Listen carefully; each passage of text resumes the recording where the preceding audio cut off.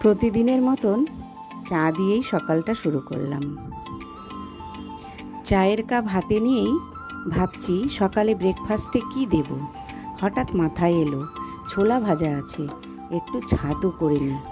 ছোলাগুলো mixing জারে দিয়ে একটু ছাতু বানিয়ে নিলাম। এখন সেইগুলো একটু চেলে নিই, চেলে নিলেই আমার ছাতু রেডি।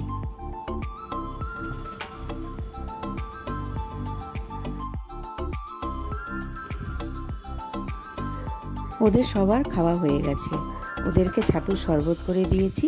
এখন আমি একটু বানিয়ে নিচ্ছি।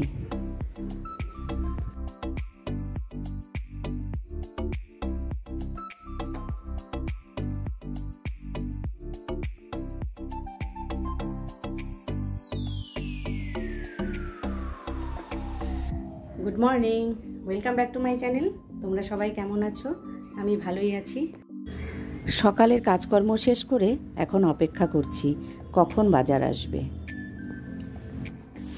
আজকে দুপুরে হবে চিকেন এনেছে, ভালো করে ধুয়ে নিই।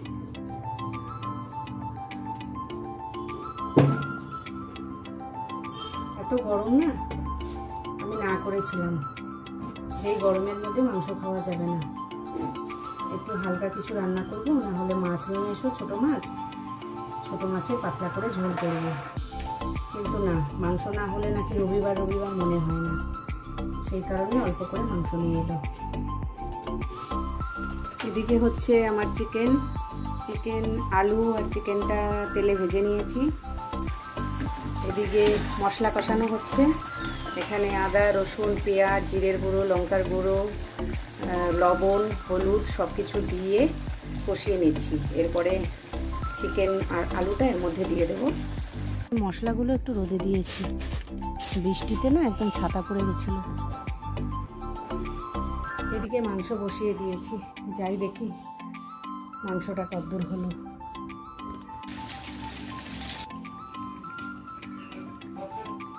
চিকেনটা অনেকটাই হয়ে এসেছে, আর একটু কষানো হলে একটু জল দিয়ে দেব।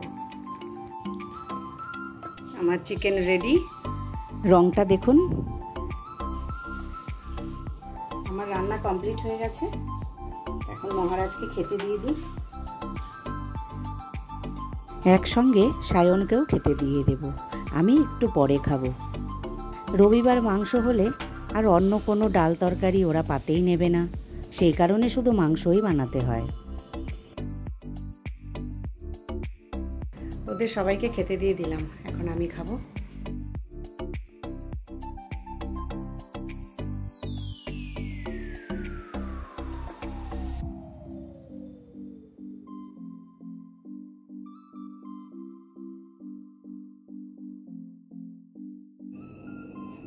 মাংস ভাতের সাথে একটু গন্ধরাজ লেবু হলে মন্দ হয় না। খাওয়া দাওয়া শেষ করে একটু জানালার ধারে এসে দাঁড়ালাম। এই দিক দিয়ে খুব সুন্দর হাওয়া আসছে।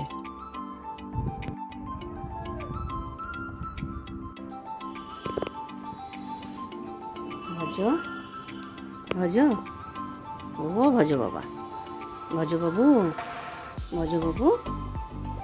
এ ভজবাবু তাকাও, ভজবাবু একটু তাকাও। ভাত খেয়েছো বাবু? ভাত খেয়েছো? আজকে ভজ ভালো করে খেয়েছে, মাংস দিয়ে। মাংস হলে ভজর খাওয়া খুব ভালো হয়।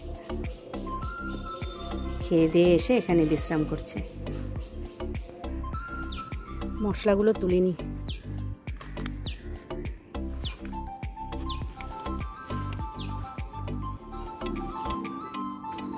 মশলাগুলো সাথে সাথে যদি গুছিয়ে না রাখি তাহলে এভাবেই পড়ে থাকবে, সেই কারণে সব জায়গা মতো রেখে দিচ্ছি।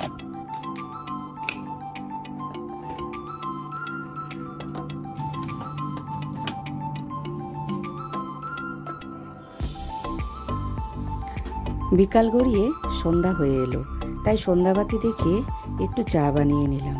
আজ মহারাজ বাড়িতেই আছে তো।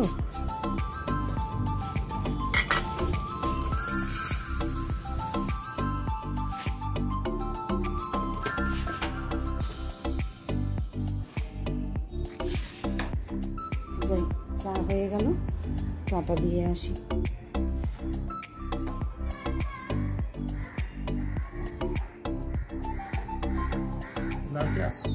হ্যাঁ, আজকে লাল চা।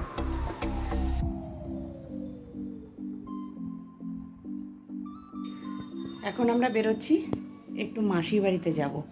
ওখানে আমার বোন এসেছে, বোনের শরীরটা একটু খারাপ, সে কারণে যাই একটু গিয়ে দেখে আসি।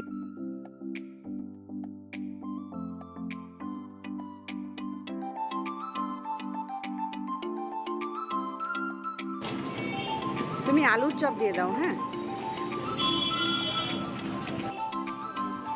চলে এলাম মাসির বাড়িতে।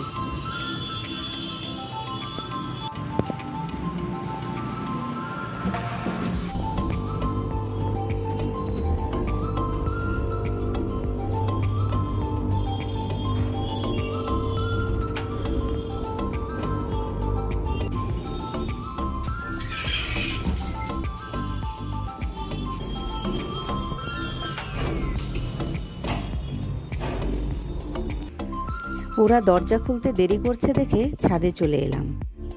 ছাদের থেকে নিচে তাকিয়ে দেখি রাস্তাটা এত সুন্দর লাগছে। যাই, ওরা হয়তো দরজা খুলে দাঁড়িয়ে আছে। চলে আসলাম। এই যে বোন, শরীরটা ভালো না।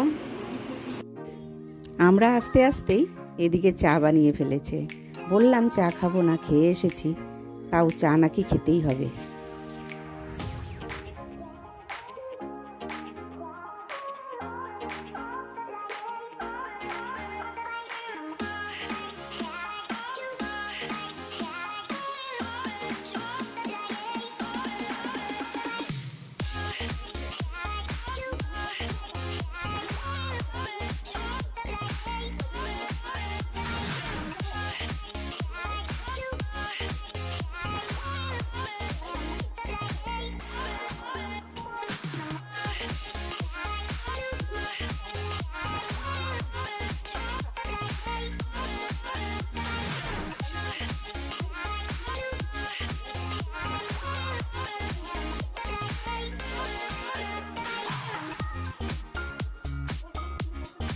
এইদিকে এদের অবস্থা দেখো, চা খেয়ে সব বিছানায় শুয়ে পড়েছে, যেন কত পরিশ্রম করে এলো।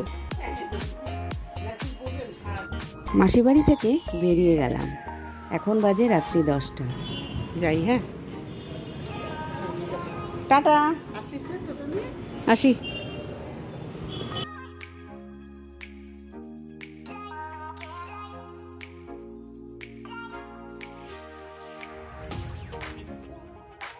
এইদিকে আরেকজনকে দেখুন, সাইকেলে চেপে যাচ্ছে, কি দারুণ লাগছে দেখতে।